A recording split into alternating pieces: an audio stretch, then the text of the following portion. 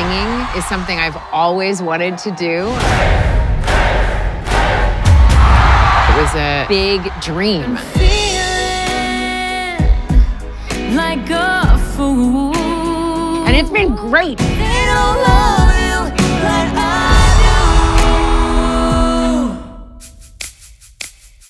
do. Welcome back to You Know That Scene, an original series celebrating iconic scenes in cinema. The scenes are a jumping off point for discussion between our esteemed guests, a group of makers, authors, critics, and influencers who all share one thing in common, a love of film.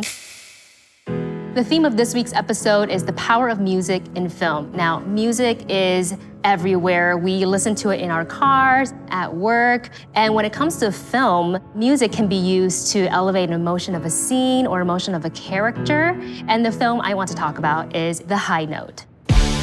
Dakota Johnson plays an assistant to one of the biggest musical talents in the world, but she really dreams of being a producer. Tracee Ellis Ross as Grace Davis is amazing.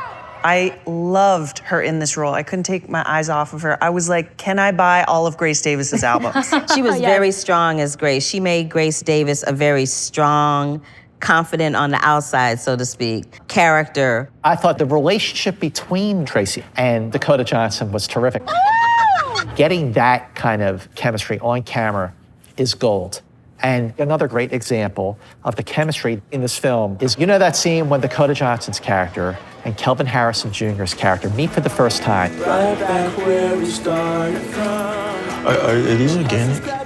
You have no idea who he really is, but there is a spark. So we're both very demanding and very deeply sad. Yeah. In the very first moment they are on screen together, they elevate each other and the movie itself. Kind of just to dig into that a little bit more, you can really see, the attraction they have towards each other, but their real connection was based in music. You know that scene where they're at the piano and they're composing together for the first time, and it's just so fascinating to see kind of a songwriting session where ideas are bouncing off of each other and they just keep adding on. All of a sudden, this original piece of music is born. It was beautiful to see. That? Yeah, but I like that. Do it fast like that again. Yeah, punch it more. Are you always getting in the back seat? Get up in the front, I'm not a taxi. It's perfect, and it made me wish that I knew anything about being a musician. But at the same time, when an artist is true to themselves and they get some sort of notoriety and the world responds to them and their honesty, that's exactly the thing that people who just want money want them to abandon. Well, Grace, thanks for coming in. So, that scene where Grace Davis is in the boardroom and all of these smiling Cheshire Cat grinning people that are like, we're so excited you're here. And she says, I think it's time I record a new album. And everybody's face falls. It was like record scratch time. Oh, I get nauseated when I think about it because she is a legend. She is so strong. She has this amazing career and nobody believes in her anymore.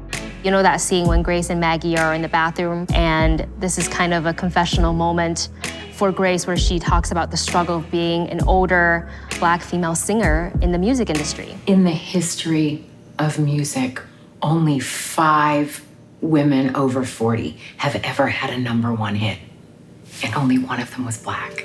It ricocheted through my body when she said that, because I know that the reality of that is very, very, very real. The fact that there's only so many Black women that are let through the gates at a time. She wants to continue to evolve as a musician, and that's not how the people see her. And she just has no idea that her best thing is hiding in plain sight. Is her assistant is a great producer. 1, 2, 3.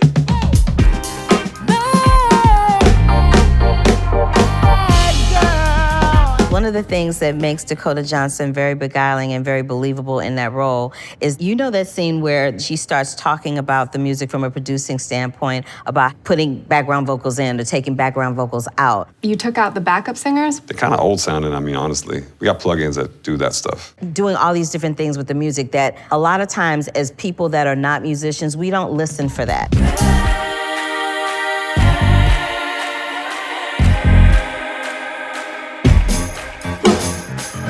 We We just think about whether or not we like what we heard and if it makes us feel some kind of way or we want to tap our toe to it or dance to it. We don't think about all of the elements that go into the actual making of the cut.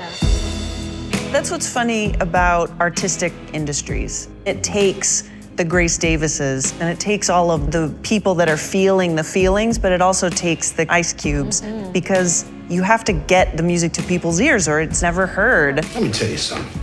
I've been managing Grace longer than you've probably been alive. Another thing that I like kind of looking into their relationship was they were on the plane, and you know that scene where he's keeping red vines in his bag for her? Boom. Give it to me. You know, I don't even like sugar. Uh-huh.